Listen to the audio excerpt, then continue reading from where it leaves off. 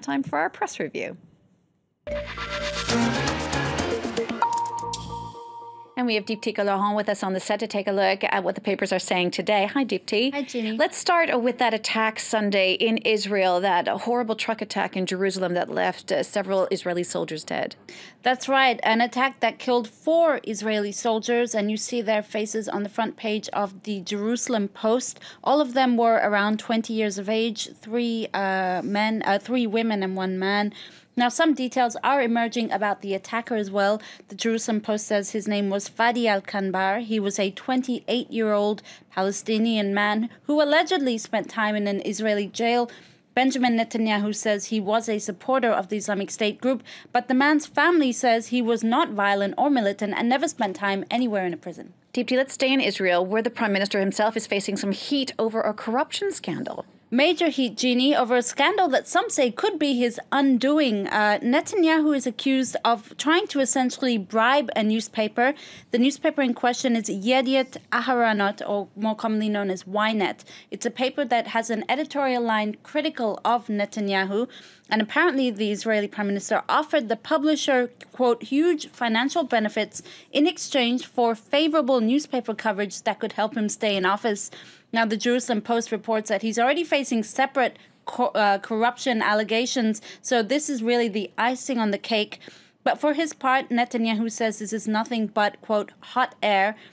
Now, the left-leaning paper Haaretz says in its editorial that it's crucial to hold Netanyahu accountable because, I quote, when the Prime Minister is prepared to act or influence the way he is covered through legislation or through his connections, it is sufficient to crush the foundations upon which lie democracy. Deepti, let's go now to Nigeria, where families of the missing Chibok schoolgirls are marking 1,000 days since their disappearance. 195 schoolgirls have been still captive for nearly 3 years now, or 1,000 days, Jeanne. For Slate Afrique, the plight of the girls has become, quote, a symbol of the Islamist insurrection that is spreading through the northeast part of Nigeria. Now, President Muhammadu Buhari has promised his government will work to releasing the remaining girls. He said, I quote, our tears will never dry up. There is always pain in our hearts. Over 200 schoolgirls were kidnapped in April 2014, sparking indignation, you might remember, around the world and leading to the Bring Back Our Girls movement. In the United States now, Barack Obama is giving details from his first meeting with Donald Trump. Tell us about that. That's right, Jeanne. The outgoing president spoke to U.S. network ABC News and gave some details about his meetings with Donald Trump. He said that they're both sort of opposites in some ways, but he did admit they have one thing in common: confidence. He said that Trump has been pretty open to his suggestions and added that the president-elect hasn't spent much time sweating the details of being a president. According to Obama, that could be a weakness or a strength, depending on how it pans out. But he also made sure to defend Obamacare, telling the Republicans or urging them not to repeal it just out of spite. Donald Trump is preparing for his inauguration ceremony 10 days from now, but several leaders will not be attending. Well, it's actually customary, Jeanne. Le Figaro reports that they all get an invitation, but very few of them actually turn up. Usually they'll send their ambassador or some sort of diplomatic representative. Now, the only 2 exceptions are America's neighbors, Canada and Mexico, whose leaders do traditionally turn up to the ceremony, but not this year. Canadian Prime Minister Justin Trudeau said he'll be, quote, busy that day.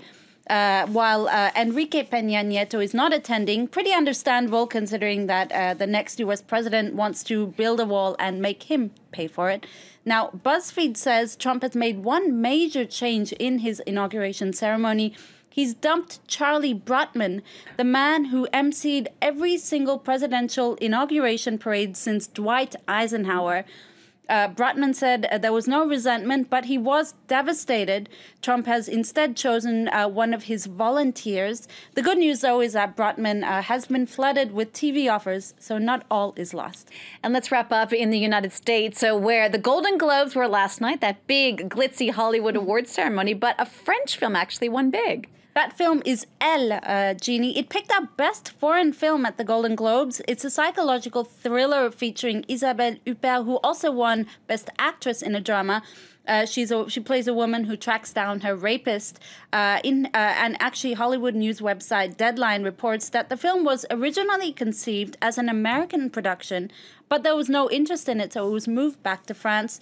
Despite its buzz after last year's Cannes Film Festival, Elle did not pick up an Oscar nomination, so no doubt these Golden Globe wins will be all the more sweeter. All right, thanks so much for that to Deeptika Laurent, and thanks to you for watching France 24. You can get a closer look at our press review, of course, on the website france24.com.